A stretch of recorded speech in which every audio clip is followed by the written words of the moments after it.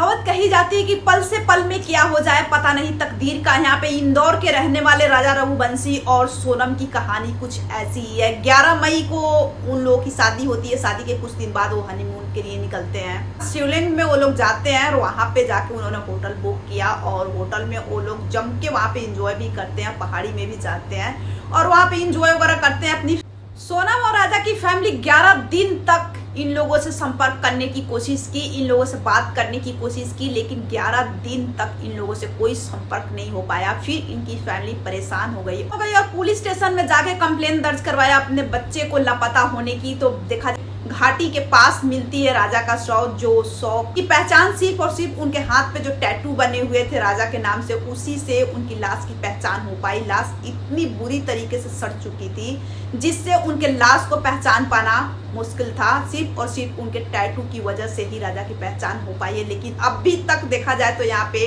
जो सोनम है वो सोनम अभी तक लापता है। सोनम की एक जैकेट मिली है, वहीं पास में घाटी के पास ही सोनम की जैकेट मिली है, लेकिन अभी तक सोनम का कोई खोज खबर नहीं है कि आखिर सोनम कहाँ है। अभी तक पुलिस सोनम को ढूंढने में नाकाम रही है। अब यहाँ पे घर वाले की यही रिक्वेस्ट है पुलिस स्टेशन में कि हमारी बहू सही सलामत घर वापस आ जानी चाहिए, जैसे भी हो आप लोग ढूंढ के वापस लेके आओ। लेकिन अभी तक सोनम की कोई खोज खबर नहीं। अब यहाँ पे सवाल ये भी बनता है कि आखिर सोनम जिंदा भी है या फिर उनकी भी डेथ हो गई है। अभी तक इन चीजों को प्रूफ करने में पुलिस अभी नाकाम साबित हो पा रही है, क्योंकि सोनम की कोई भी खोज खबर अभी सामने नहीं आ रही है कि आखिर सोनम जिंदा है या फिर मुर्दा है। अभी तक इन चीजों को कंफर्म नहीं किया जा सका है, क्योंकि अभी तक सोनम की कोई खोज खबर सामने आई ही नहीं है। तो जो सोनम है और राजा है, इनकी भी ये स्टोरी कुछ ऐसी ही है। जिस जगह को जानते नहीं थे उस जगह की घाटी में वो भी भाड़े की स्कूटी से जाते हैं और वहां पे जाने के बाद क्या है कि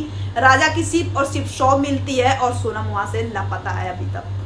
जो न्यू कपल है उनसे मैं तो यही कहना चाहूंगी कि जिस इलाके को आप जानते नहीं हो प्लीज वहां पे आप हनीमून मनाने जाने से बचे, क्योंकि आप लोग एग्जाम्पल में देख सकते हो सोनम और राजा की कहानी, जो अनजान जगह पे जाने का क्या नतीजा हुआ इन लोगों। यानी कि 11 मई को ही इन लोगों की शादी हुई थी। उस टाइम धूमधाम से इनके घर में खुशियों का माहौल था और एक खुशियों का माहौल देखते ही देखते गम में तब्दील हो गया। तो आप लोग देख सकते हो कि अनजान जगह पे अगर आप हनीमून मनाने के लिए जाते हो, आजकल होता भी है कि कपल्स के अंदर इतने एक्साइटेड होते हैं वो लोग कि सुनसान जगह पे भी जाने से वो लोग बिल्कुल भी नहीं कतराते। सोनम अपने सास से यानी कि बात करते हुए यही कह रही थी कि हम लोग एक घाटी के अंदर जाने वाले हैं और वहां पे एक हम झरना देखने जाने वाले हैं, लेकिन उनकी सास मना करती है कि जंगल में ज्यादा अंदर तक मत जाना। लेकिन यहाँ पे सोनम और जो राजा हैं, यहाँ पे सोनम का कहना है कि राजा नहीं मान रहे हैं, राजा फोर्स कर रहे हैं कि नहीं हमें जाना है वहाँ पे, इसलिए हम लोग कल जाएंगे।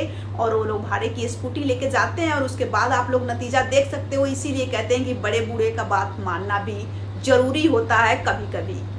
मैं तो आप लोगों से यही कहना चाहूंगी कि आप लोग गॉड से प्रे करें कि इनकी बहू सोनम सही सलामत घर वापस लौट जाए। बेटे तो चले गए लेकिन बहू तो सही सलामत वापस आ जाए। तो आप लोगों की क्या राय है सोनम के बारे में, आप लोग अपनी राय कमेंट सेक्शन में जरूर देना। अगर इस चैनल पर नए हैं तो इस चैनल को सब्सक्राइब करना। और हाँ, हमारे एक जनता की बोल के नाम से एक पेज भी है फेसबुक पे, तो उसको फॉलो करना आप ना भूले। और हमारी फेसबुक ID भी है हन्नी सिंह के नाम से, उस ID को भी प्लीज आप लोग फॉलो करें और ज्यादा से ज्यादा सपोर्ट करें और इस वीडियो को ज्यादा से ज्यादा शेयर करें।